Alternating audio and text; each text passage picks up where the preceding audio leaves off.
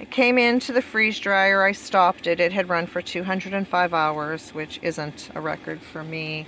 I was taking my soup out. I haven't released the vacuum yet.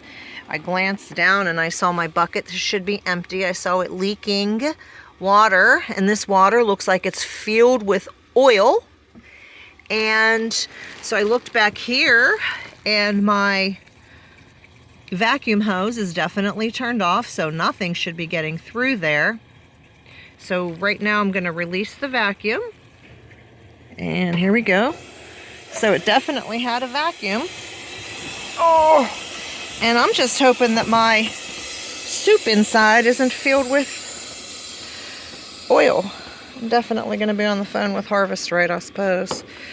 Oh, good thing they give good customer service, that's for darn sure. Let's see what we got here. Nope, smells like soup. Smells like soup, looks like soup. Looks good, no oil. Oh my gosh, smells amazing. Doesn't look like we have any problem at all with the food. We just have to figure out how the water went through there. And so that was the Progresso tomato, and here's my Progresso vegetarian vegetable.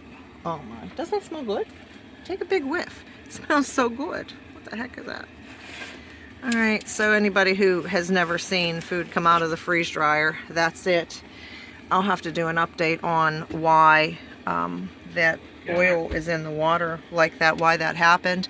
And here we go. This is what you get on the side here. That's the ice that came out of the food, the water, the moisture.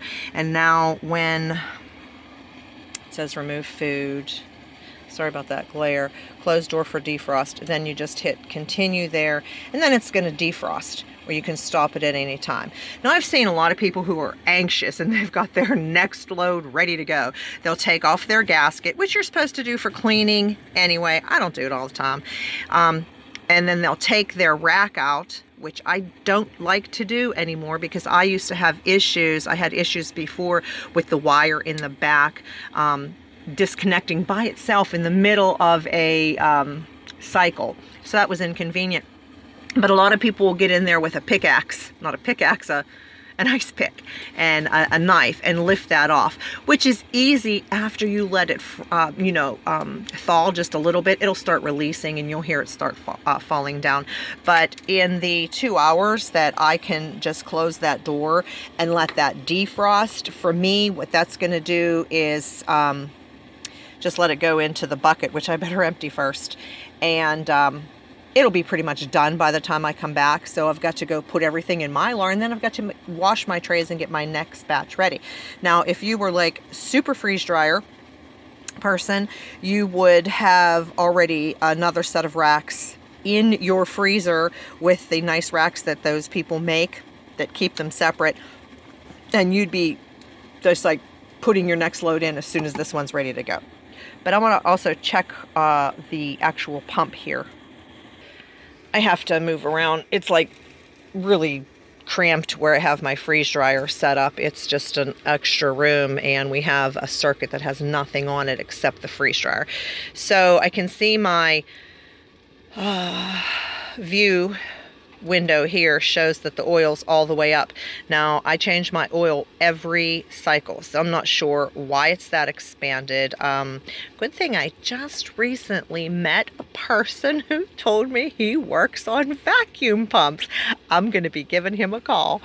But anyway, when I put my oil in there, it's only filled up to there. Anything that blows out should be caught in this bag, and that's worked for me like that for 4 years. Everything gets caught in that. That doesn't leak at all. So yeah, that's it. I'm just going to go ahead and drain my oil, and then before that ice starts filling up that bucket, I'm going to have to go through that, and I'm going to have to empty that. Alrighty, I will keep you informed. You'll know as soon as I know. Hey, if you've had this issue before and you know what it is, let me know. And if not, check back, or I'll do another video once I find out what's going on. And you all be blessed.